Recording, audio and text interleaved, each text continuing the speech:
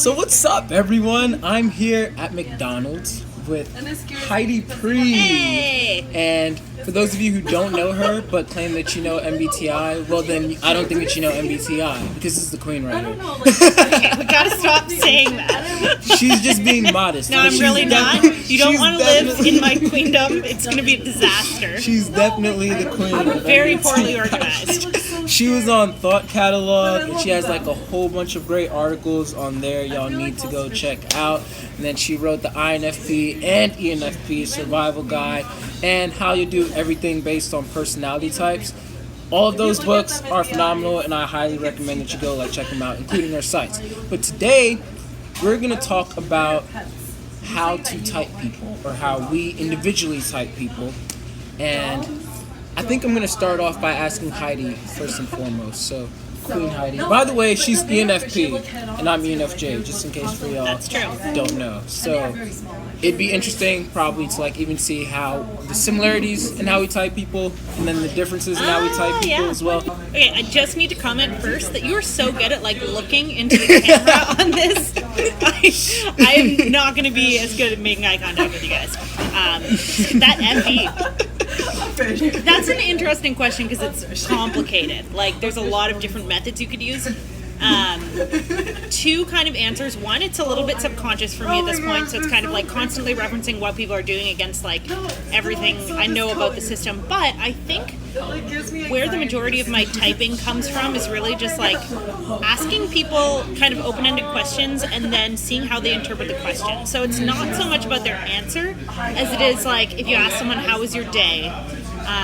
An SC user is probably going to tell you the things that happen in their day, and then if they're an FI user, they're going to tell you how they felt about those things. If they're an NI user, they're going to tell you a little bit about their day, but then it's going to go off into this multiple perspective taking thing, and they're going to be this happened, but maybe I was just looking at it this way, and really it was this way, and I think this other person might have interpreted it this way, versus that, an S is going to be a little bit more factual about the things that happen that are kind of you can't argue that that's what happened is what happened because they see reality. And any user is going to kind of be bored of that question as soon as you ask it, and you're going to be yeah, my day was fine. Here's what I'm thinking about. I'm reading this thing, it's this, and it was reminding me of this. An SI user is going to again, be pretty factual in a little bit of a more linear way. I have an ISFJ friend who I would ask, how's your day? And she could literally, I'd ask around 9 o'clock. Shout out to you, Peach, if you're watching this. And I'd ask her around 9 o'clock p.m., yo, so how was your day? She's she'll write out a long paragraph, Heidi, and she'd be well, around 9 o'clock I did this, and then around 12 I did that, and then and it's so detailed, and it's yeah. Wow, I don't even remember what I ate this morning. And now it's my auxiliary function, but I feel I relate very heavily to it, extremely heavily to it. And I put up a video about catching buses. Well, there was an experience I had where I was chasing a bus, and I kept on thinking to myself, oh, I'm so tired, I'm not going to make it. But I would still keep on running. I'm oh, dang, I'm so tired, I'm definitely not going to make it. Basically, I repeated until I finally was on the bus. I was dang, I wonder how many times I do that for other things in life, where it's my mind is telling me, no, you can't do this, but then my body's you can do it, and it just goes ahead and does it. Yeah. And then I feel an SI user and SE user might now, they just be I just ran to get to the bus. Yeah, so if they're a dominant F user, they're usually going to react to that question by telling you how they felt about their day. Was it a good day? Was it a bad day? Etc. etc. If they're a T user of either variety, they're going to tell you facts about the day. Well, it's a little bit different for T and TI, but anyways, they're going to tell you what happened, and that's going to be it's almost they're assuming that that's going to speak for itself. That kind of answers how their day was if they tell you what happened, because things are kind of a little bit more objectively good or bad in terms of things that happen. And that's not the only question you'd ask. It's with anything, right? You can ask them what do you think about this movie? And what they pull out of that question is going to be different. That is very true. The visual element was cool, or oh, I liked the ideas that it raised or the message that it gave. Yeah. The most success that I found with accurately typing people is, in a way, don't let them know that you're trying to type them. Yes. Oh yeah, that's very important. Very, very, very important. It's kind of like the psychologist that every time they're asking you a question, there's an alternative reason as to why they're asking you that question.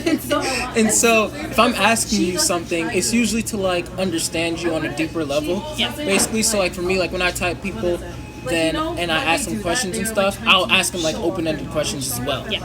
And from what they tell me, from how they're speaking and all of that, like I'm observing the body language, I'm observing like how slow they talk even. An ESFJ would talk so much differently from an ISFP, such as like Jamila, who talks like very like slowly and retrospectively. And then an ESFJ could, like, in my opinion, I've seen they can talk like very like rapidly. Oh yeah. And so, you know, like that's definitely something. But I would say like for me, typing people has also just become like intuitive. I don't know if like this is just an NI thing or like, but let me know if like you relate.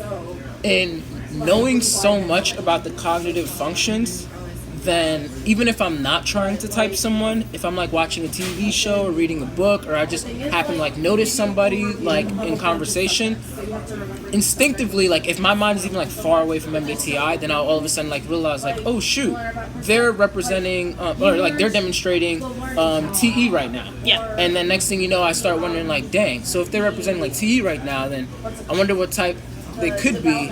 Is TE in the auxiliary function or is it the dominant function? And what is it coupled with? Is it like being coupled with NI or SI? And I guess like that's where knowing the cognitive functions really comes in handy. I keep on harping on you guys about that, but it's just so true. Don't go by dichotomies. Please don't go by dichotomies. Oh, I used to be an ISTP and then my P started to change a little bit and now I'm like an ISTJ. That literally changes your whole cognitive function stack. You cannot change cognitive functions. And so that's one thing that like if you're going to be typing people, then I very heavily recommend all of you learn about the cognitive functions. Heidi wrote like a whole article about like what each of the cognitive functions are. I will post the link in the description.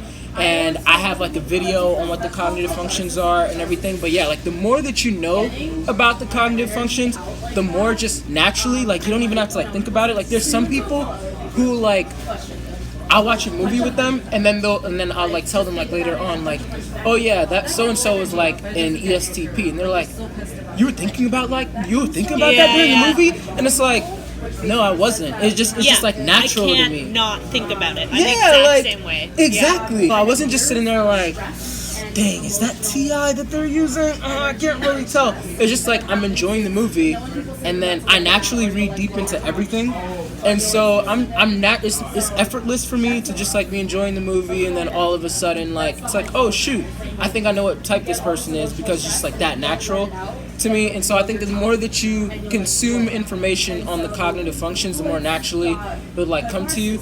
And I would say don't get tripped up on the extrovert introvert thing, because a lot of people think that extroverts are like really like all the time. A lot of people think that introverts are like I hate people, and that's so wrong. It's not like that at all. Yeah, I was gonna say like while you were saying that you need to know the cognitive functions to type, a question I get asked a lot is like, how do you tell if someone's like an introvert or an extrovert, like a perceiver or a judge or whatever? And I can't answer that question. I could give you some things that might get you like half the way there.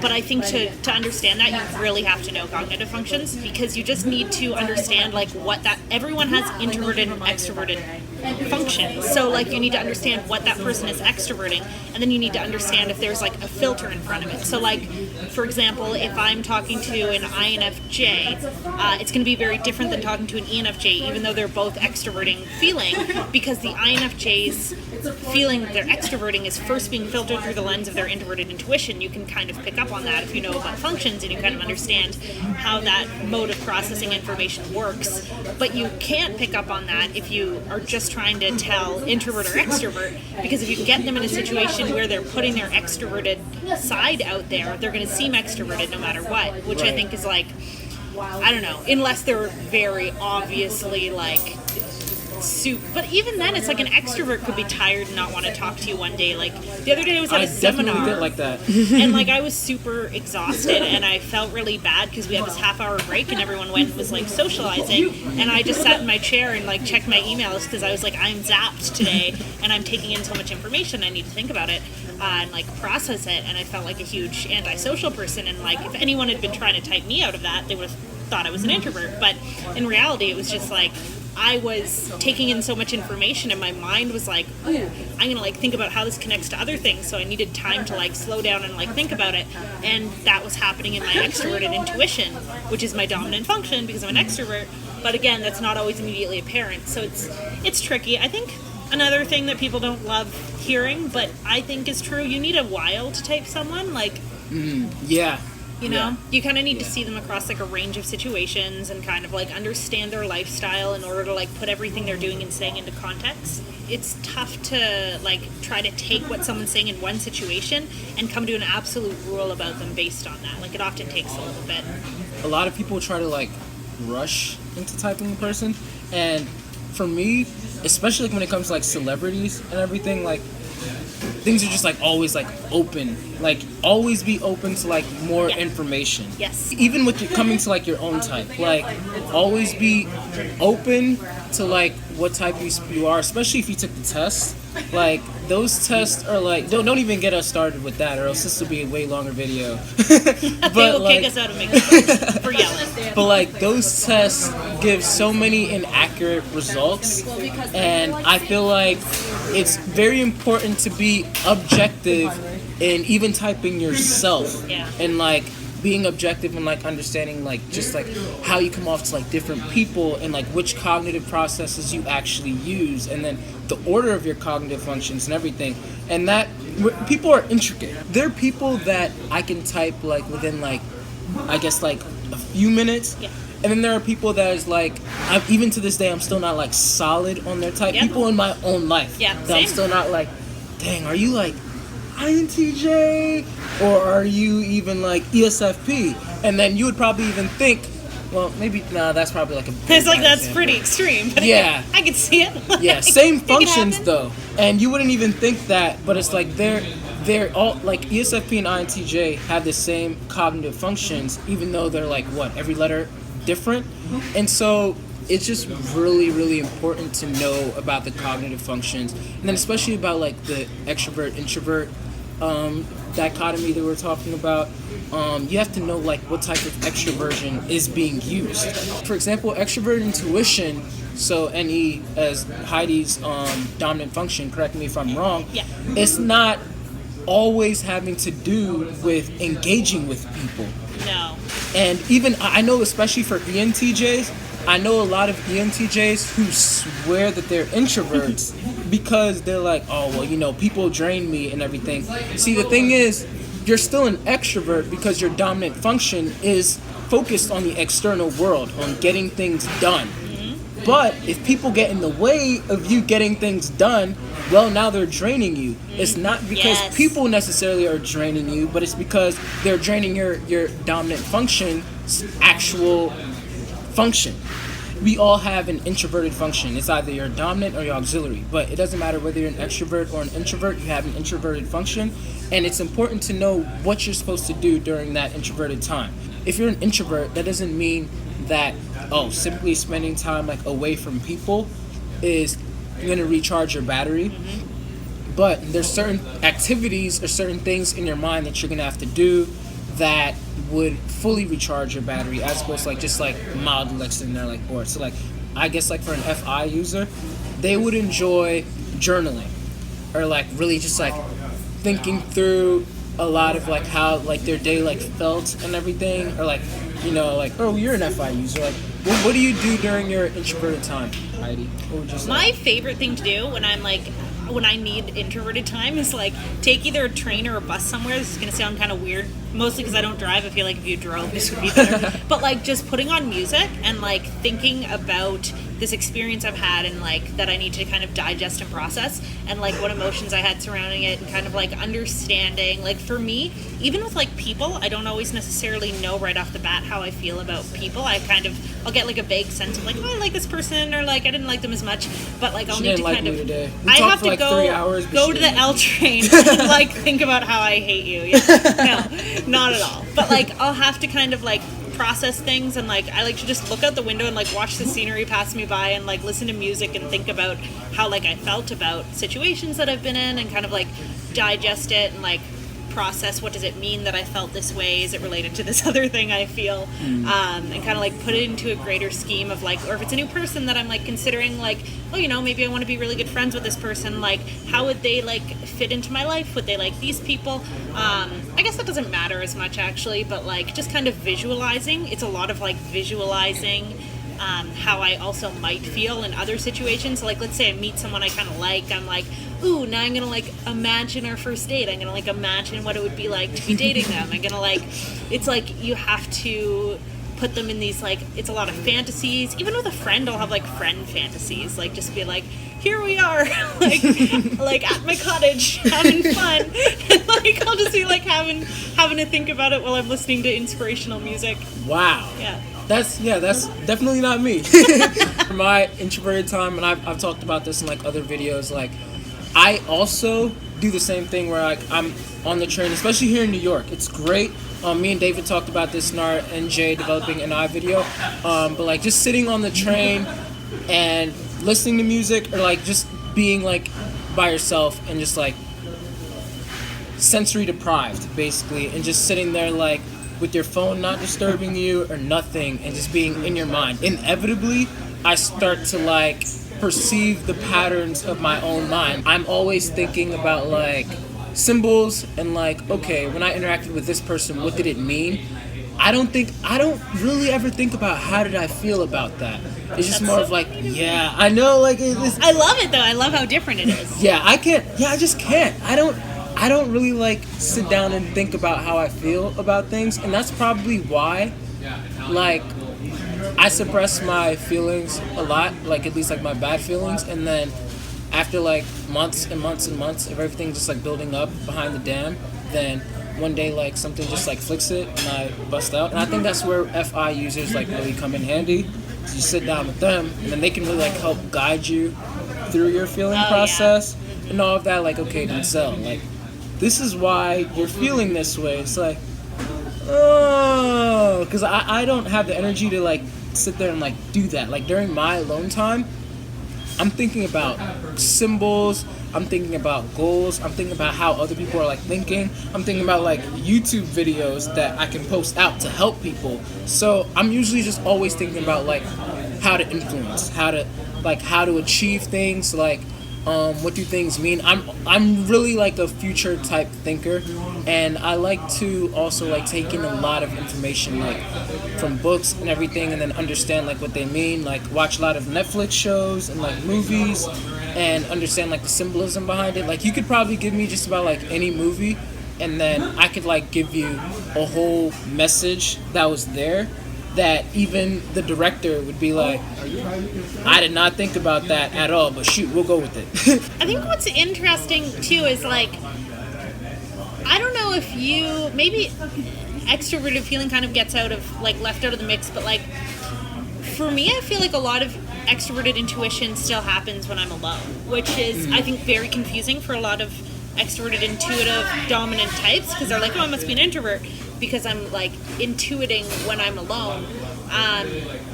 But I think it's also because like it's so focused, like one of Jung's original definitions of extroversion is not necessarily that you want to be around people all the time, but that you are focused on the external world. So you're like focusing on like, whereas you like to kind of digest things in terms of like symbols and meanings, like I like to explore things intellectually with my extroverted intuition. So like a lot of the time when I'm on when I'm on the subway just listening to music, like what I'm thinking about is like, ooh, what if like this is actually, like, okay, I'm perceiving this subway, but what if I'm in the Matrix? I don't know, I could be in the Matrix. And then I'm like, okay, well, like, if that were the case, like, what would the real world be like? And, like, how could we, like, in the world that we're in, find a way to, like, perceive what the real world actually is if it's not how it seems? What tools might we have?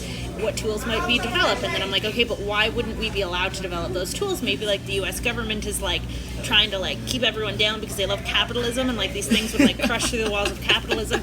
So, like, if we were, like, actually enlightened, and then I'm like, okay, but what does enlightened mean? So, like, that's my brain alone a lot of the time. Yeah, just, like, explodes between different, like, schemas, I guess, of, like, perceiving reality. But and I would much prefer to talk aloud about that. Like, I would much prefer if I were, like, talking with someone who maybe has a different perspective than me, and we can, like, debate it and, like, talk it out. But I think a thing with extroverted intuition is because we don't meet a lot of people who really want to talk about those things at length, we just kind of revert to, like, we'll go into our minds and we'll be like, oh, this philosopher is thinking about this, so I'm going to read his work.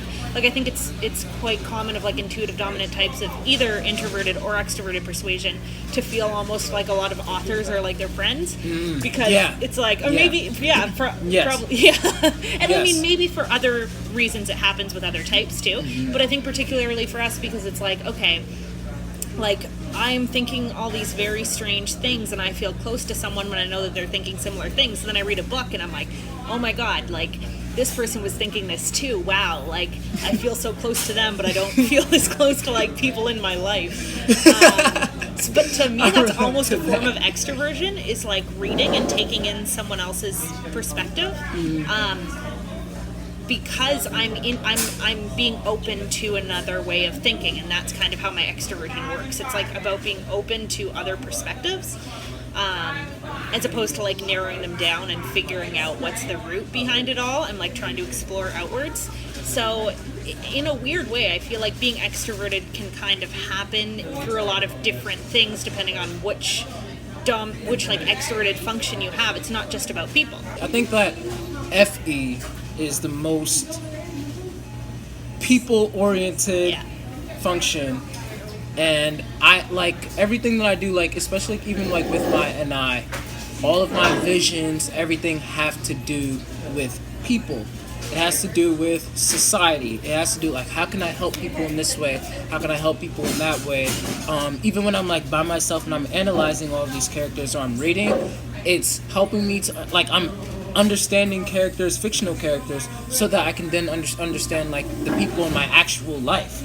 And so it's like, oh wow, this ESFP in the show acts like this, and I think that's probably why Tay does this, and that's probably, like, his reasoning behind this and everything.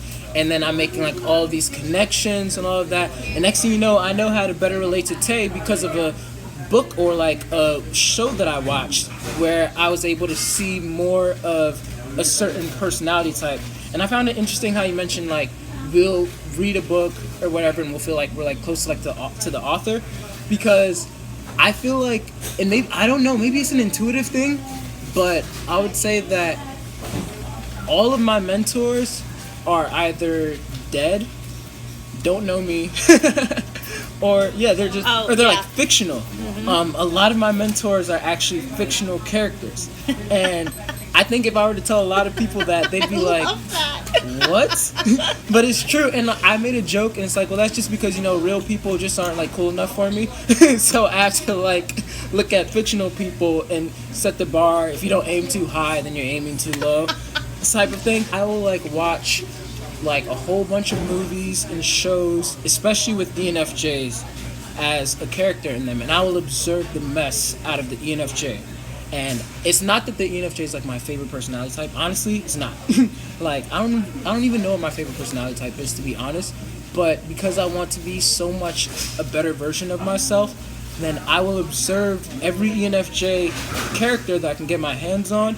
As soon as I hear, like, oh, this ENFJ, like, you told me about Justin Trudeau, and I'm not even into politics, but I looked up so many videos on Justin Trudeau on YouTube. You texted me earlier being like, I don't like politics, but I've been watching Justin Trudeau videos, and I was like, why? Yeah, because it's like, his hair oh shit, is beautiful, but I get this makes more sense. yeah, he's ENFJ, and I saw a video of like how he was like handling a crowd and everything, and it was like, this is so me. Like it was like a mob that was like against him, whatever. I was like, wow, like that's exactly how I would have done it. Or if that's not how I would have done it, then I could like learn from that. And so with fictional characters, a lot of times it's like, okay, how are they using their NI in that way? And I can even learn this from like other types, like from the show Graceland, there's an ENTJ on there, and although two different dominant and inferior functions, the middle perceiving functions are still the same, like NISE. And I learned a lot from how he used his NI, and then I brought that into my life. Like, yeah, you know, he's a different type and he's a fictional character, but from watching that show, I was able to better myself. And so I think that it's really interesting to be able to say, like, yeah, like, you know, a lot of my mentors are indeed like fictional characters, and I learned a lot from them, even though they're not real.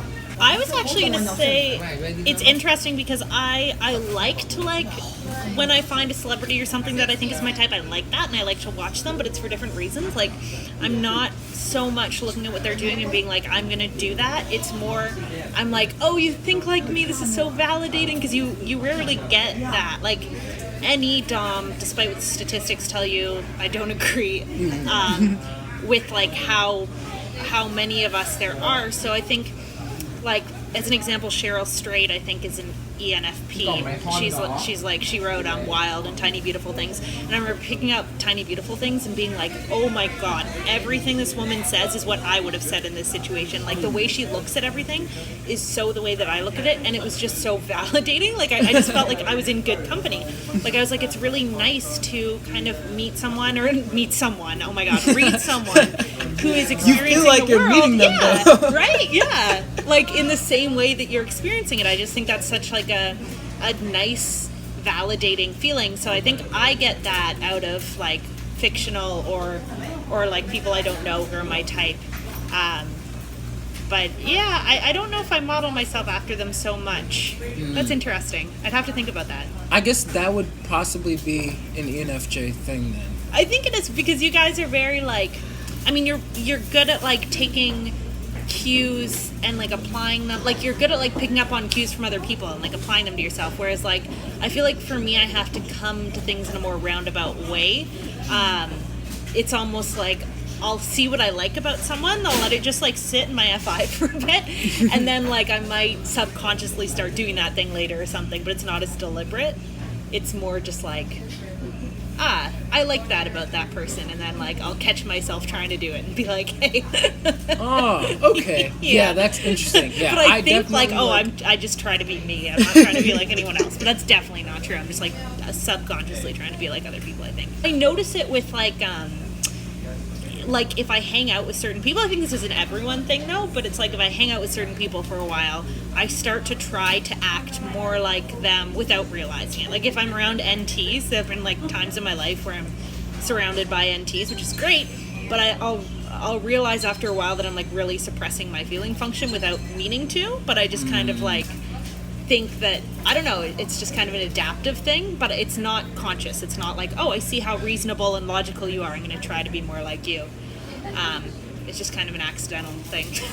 For other ENFJs who may disagree, like, correct me if I'm wrong, but personally speaking, I think because we always want to like come out in a positive light, then we are so heavily into self-development, and so when we admire people, you know, admiration is like what the best, or no, imitation is the best admiration. There's some imitation is the most sincere form of flattery. Yeah, that's what it is. And so FE is like, oh, like I'm flattering that person by like imitating them in that way. But it's like, ever since I was a kid, I just naturally tried to adopt qualities from other people that I admired and I wanted to emulate in and of myself. And it's funny because for me, that would still be authentic because it wasn't like outside of who I was. It was just like, wow, that was really nice. Like, if there's a certain quality of someone that I admire, but it's just not like me, then I won't try to like emulate it. Especially now that like I've embraced like who I am and everything. But I think that's also why like I study like other ENFJs and I like really like watch them, because it's like I see a quality of myself that I just haven't like catered to, and now that I see it stronger in another person, it's like, oh, I can develop it in this way and make it come out in that version or this type of fashion. And the more nuances I get of that, then the more exciting it is for me, and it's just this endless, you know, vision of becoming the better version of myself, and then being able to help other people do the same. I love that. I think I think like you're totally nail on the head too when you say like it's not inauthentic. It's just like a way of bettering yourself, and like you learn from other people. Yeah. Whereas like I think with FI, it's like I'm more likely to learn how I want to be from like reading something or like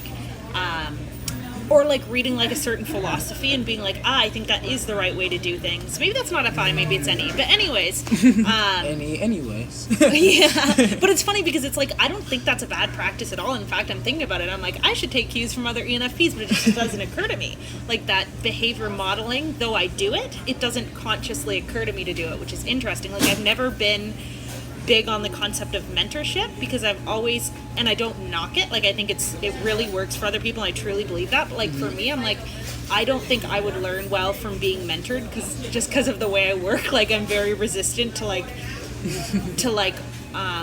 I guess trying to model myself after someone else, because for me that just isn't how I learn.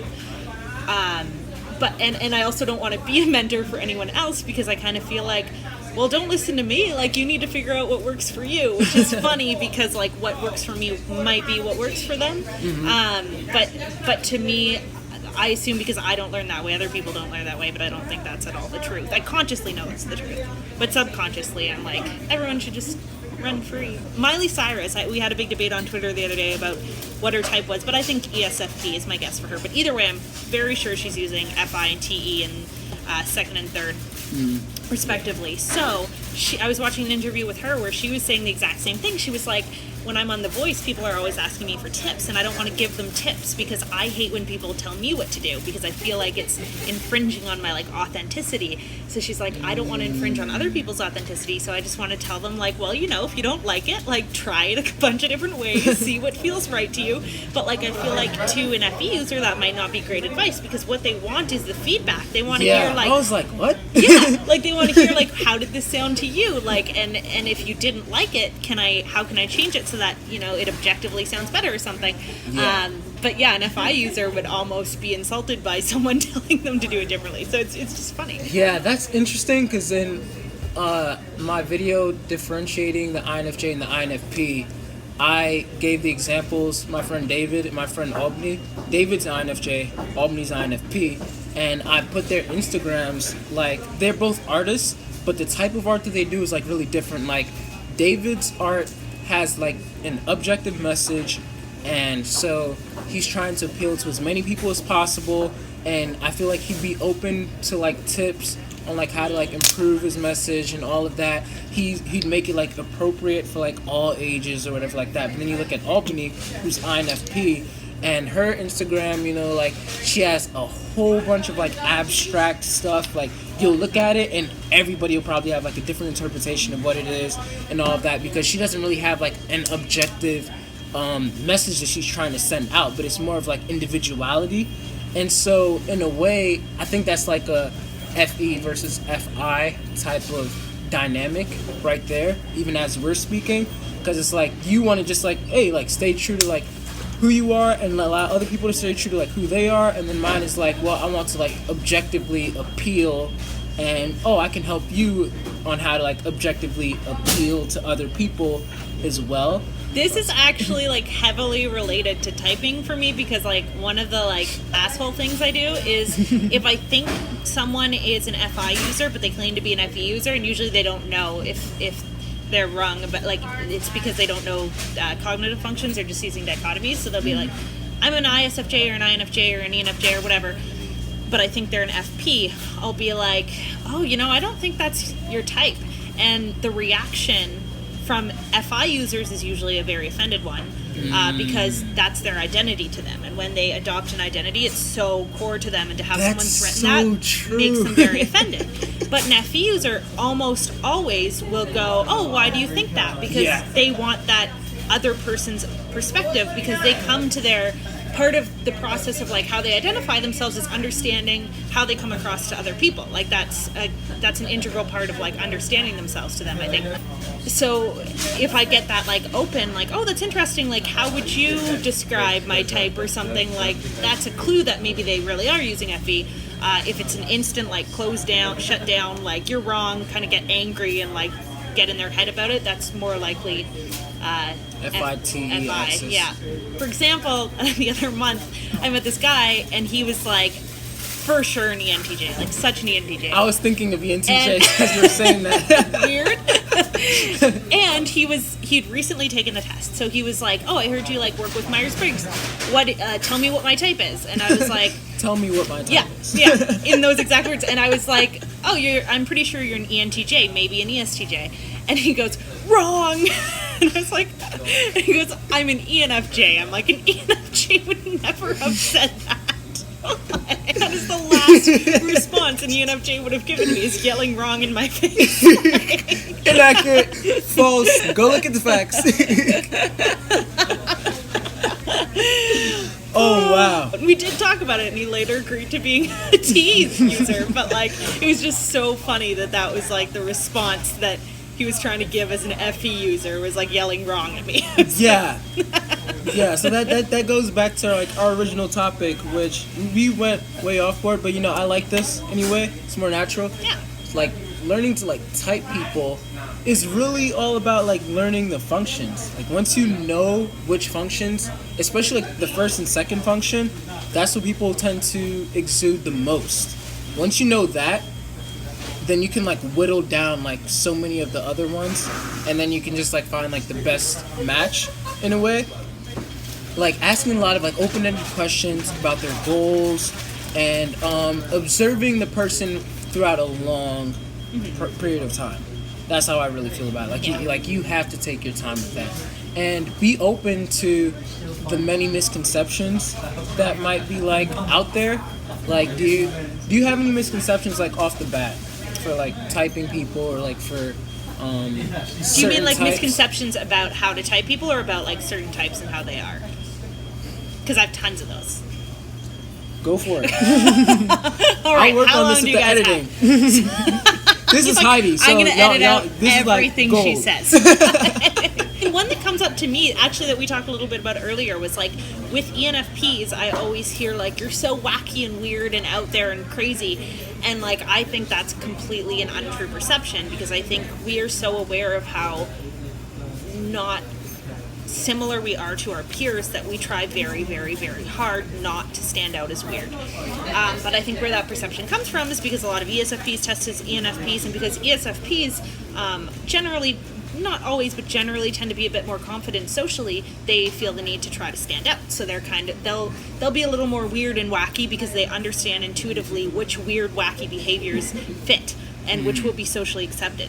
Whereas ENFPs, I don't have as intuitive an understanding of what's going to be accepted by other people, because unlike SC users who are constantly scanning their environment, like, okay, I see this person reacted this way and this person reacted this way, like I don't naturally do that, so I need to be very deliberate about how I act in order to make sure I'm not like violating social rules, kind of thing. That's a perception that's just not true. And then like another one is like INFJs are so emotional. That's another one we were talking about earlier, whereas like that's a perception that comes from a lot of people who I don't think are INFJs, calling themselves ISFJ, INFJs. INFP, or ISFP. And I think especially if like the way you're defining yourself is like super hypersensitive and like very, very emotionally reactive to everything, probably FI Dom. Yeah, ISFP or INFP. Yeah, because like INFJs, which we were talking about earlier, is a lot more, they're kind of like intellectual first, as are ISFJs, and emotionally reactive second. So they're more likely to come across as a little bit cold, unless they're like with people they're already comfortable with, where you'll get that warmth. But when they're on their own, they're not like sitting there stewing in a huge pile of emotions all the time. So there's certain like stereotypes about typing that I think you really have to ignore, and you just have to actually basically any stereotype you just have to learn about the functions, and you have to learn how to apply those to real life situations. Like when I'm around an FE user, it's like, are they constantly checking in? Are they kind of like doing what I'm doing? Like tonight, when we were hanging out, like I noticed you would like mirror my body language a lot.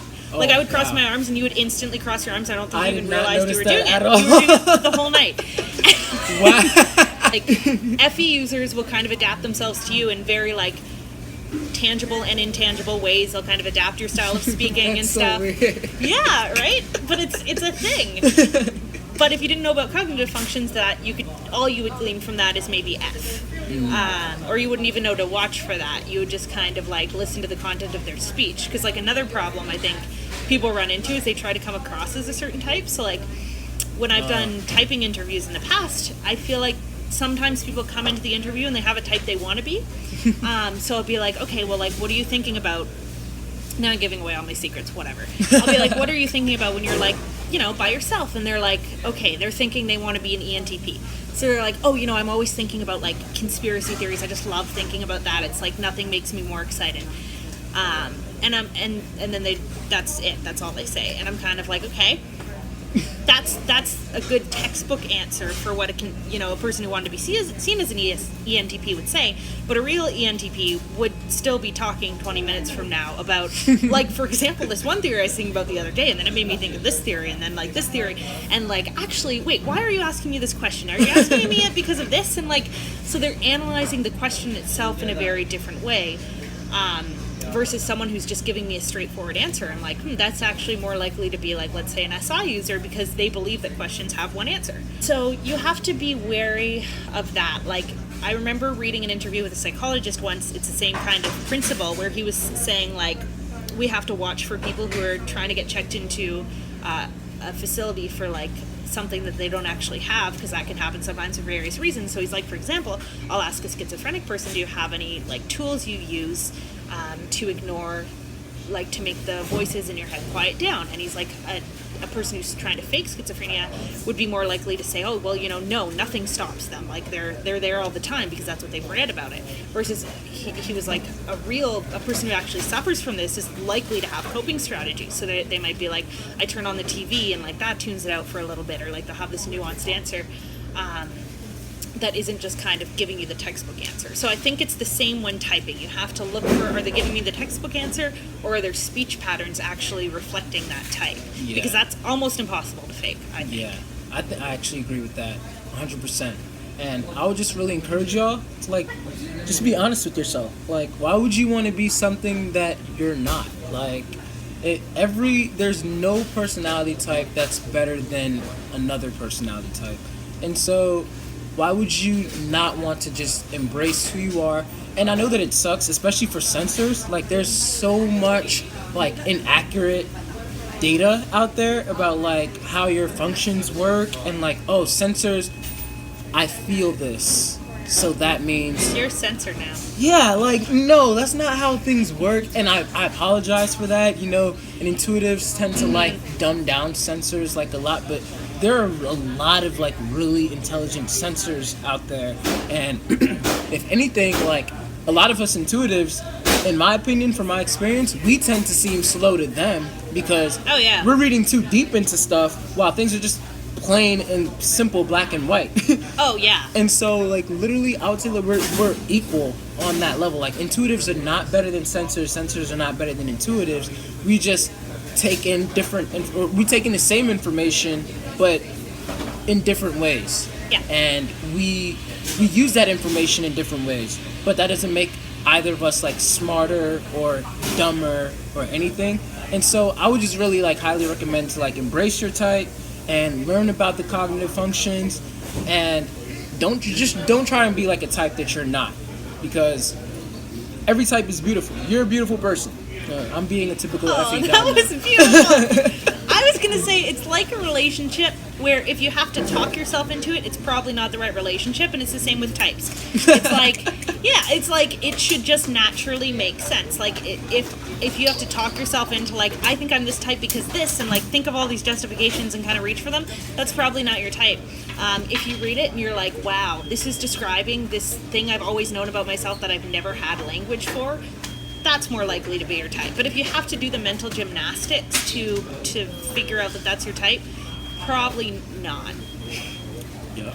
Or you're just one of those types who they have horrible descriptions for, so any of the sensing types, that could also be the case. Yeah. Do you think that you have like any last words for everybody out there in the MBTI community? You make it sound like I'm dying. She's We're having my last meal at McDonald's, and I'm spending my last night doing an MBTI interview, which is 100% what I would spend the last night of my life doing, for sure. Whispers in your ear, don't listen to the dichotomies. That will, like, write it on my tombstone. Like, I'm going to put that in my will. Nail on the head when we just said, like, when you're typing, you have to learn your theory. You can't type based on stereotypes. That pretty much sums it all up. You have to... Don't type based on stereotypes. Yeah. You have a judging function as your dominant function, so I'll let you do the wrapping up, because I would just talk forever. Well, that's kind of what we're here for That's you. true. So, I mean, do you want to expound on that, or that's pretty much it? I think just, like, be patient with your typing as well. You've already said this, but, like, you're not going to be able to tell in a minute. I've been doing this for, like, 10 years. I make a whole profession out of typing people, and, like, I still have people I've known for years who I'm constantly, like, reopening the case and, like, taking in more information and being like, maybe actually they're this type. So, like, just be open to being wrong. Don't be so attached to being able to type people accurately that you lose the ability to type people accurately. Because that's a big problem, at least with FI users. Interesting. Dope. So this has been Queen Heidi Priebe. You gotta stop saying that. y'all need to like find her on Twitter and just start calling her Queen Heidi Priebe. No, don't do that. I will mute you. I've recently discovered the mute button on Twitter. Oh no. And it's changed my life. Yeah, but no, on a serious note though, y'all should find her on Twitter. She's awesome. Type to her. She actually responds to people. It's an addiction I have. Yeah, she actually responds back to people, which I think that is awesome. And she's very down to earth. I'm not just saying this because she's sitting right next to me, but we had like a whole 3-hour conversation. I didn't even finish my food, but my mind was getting fed. So that was a great part right there. And she's just like such an amazing person. And so I heavily recommend that y'all get her book. Her books. Check out Thought Catalog, like all of her articles on there, and check out her tweets. Thanks for watching, and make sure that you follow, subscribe, all of that good stuff. And we hope that we were able to help you out. Pretty much it. Done.